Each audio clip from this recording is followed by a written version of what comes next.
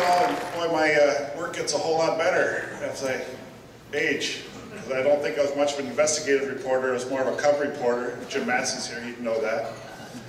And when you worked for Mr. Gunderson back in 1985, anybody who was farming in 1985, raise your hand. How tough was it then? Real tough, and I was answering a lot of phone calls and trying to help farmers get through those difficult times. But I do appreciate the introduction. Welcome. I'm so happy to see all the blue jackets here today, too. A number of reasons. One, it's good to see young people involved in agriculture.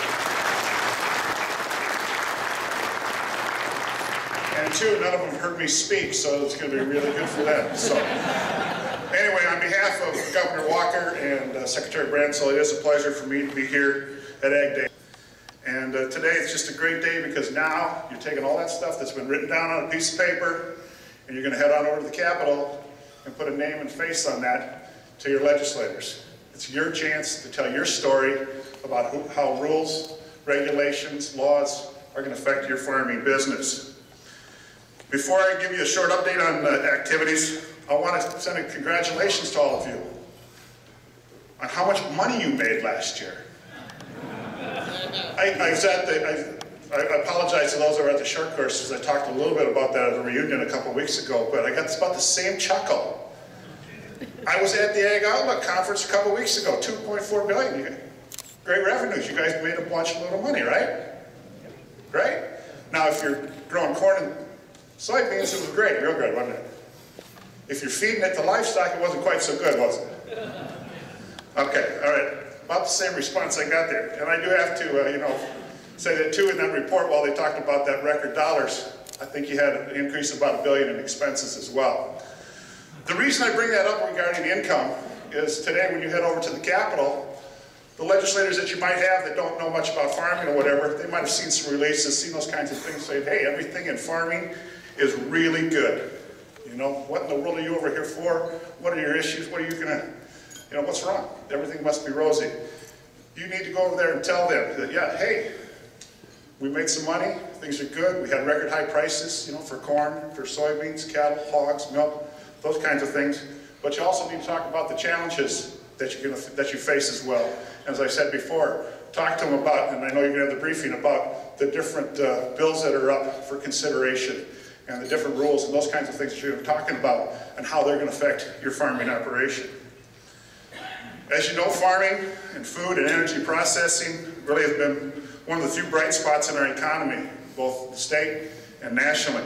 And Secretary Branson and I, we try at every opportunity to get that message across at whoever we're speaking with. And today you have that same opportunity when you go to the Capitol to talk about just the importance you are as farmers raising and growing the raw product and producing the raw product, and then the whole processing industry as well when they make it into the products that we all enjoy.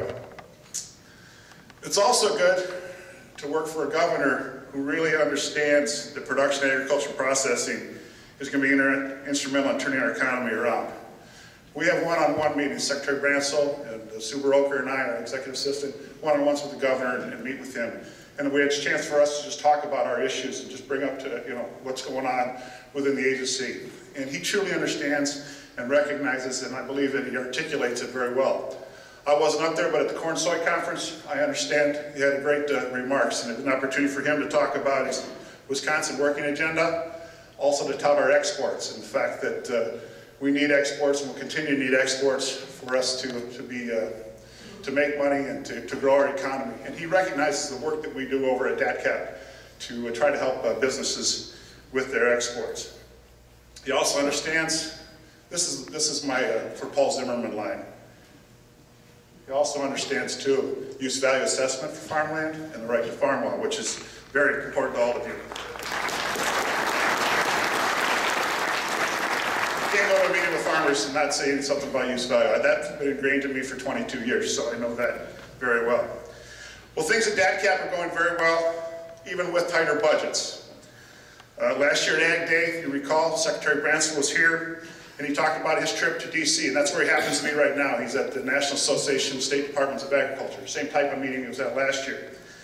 And if you recall, that's when he talked about going to meet with Congressman Ryan, who's chair of the House Budget Committee, And we're just trying to find, that whole last year was talking about earmarks, if you recall, and whether they're going to be earmarks or not. So he went and talked to Congressman Ryan. He said no. So he had a Republican majority in the House, went over to the Senate, to Senator Cole, and talked to him. He figures, okay, Democrats are in control of the Senate, senators at ag appropriations, found out, no, there's not going to be earmarks. And while he was out there, President Obama put out his budget that said, no, there's not going to be earmarks. So that was a pretty good indication of what was going to happen and what might happen and how we were going to be affected at DADCAP. What you need to know is that earmarks at DADCAP have traditionally been around $7 million. So that was money that we knew was going to be coming in at different times, and we were going to have to prepare ourselves for what that was going to mean to our agency.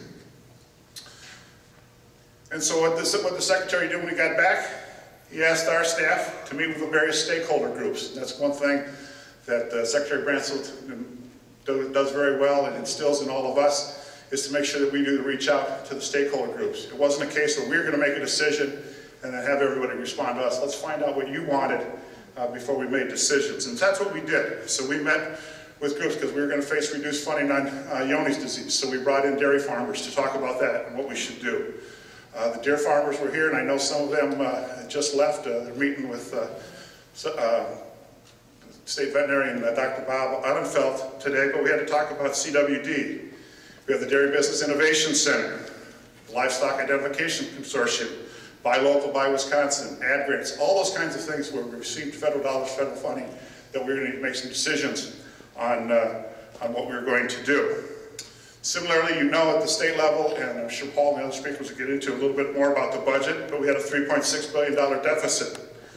And a lot of difficult decisions had to be made. I was just over at the Counties Association and had to talk to them about the difficult decision on lapses and talking about a $1.1 million lapse for county staffing grants to them. Felt I needed to talk about it. If I ignored it, didn't think that would go over very well. But so we had to make a lot of different difficult decisions. But the one thing I would tell you is that while we had difficult decisions, we're still over at DADCAP, still going to be able to do our core missions, and that's really what we've focused on. And that's to ensure fair business practices. That's our trade and consumer protection folks. Guaranteeing that safe food supply, our food safety division. Maintaining animal and plant health. And maintaining our natural resources and working to make sure we have quality water and those kinds of things. And we're still going to be able to protect consumers and support producers. But one of the things under the budget is we're not going to be increasing fees or eliminate programming. The budget did not raise taxes or raise segregated fees. And segregated fees will be used for the intended purposes. And I know that most of the people out here feel very passionate about the use of the segregated fees, that they should be used for their intended purposes. Internally, we've been really reviewing all our programs and service to determine what we have to do versus what we'd like to do. And while in the short term, funding's tight, our primary focus, and the Secretary has reiterated countless times to me and to our division administrators, that we maintain our staffing to try to make sure we can provide the services to our many customers. Because we get phone calls all the time, emails, whatever it happen to be. And if we don't have that person there, yeah, it's one thing to not have money for grants, those kinds of things in a short time period. But if we don't have that person, they've got expertise, and we want to be able to answer the questions to benefit citizens.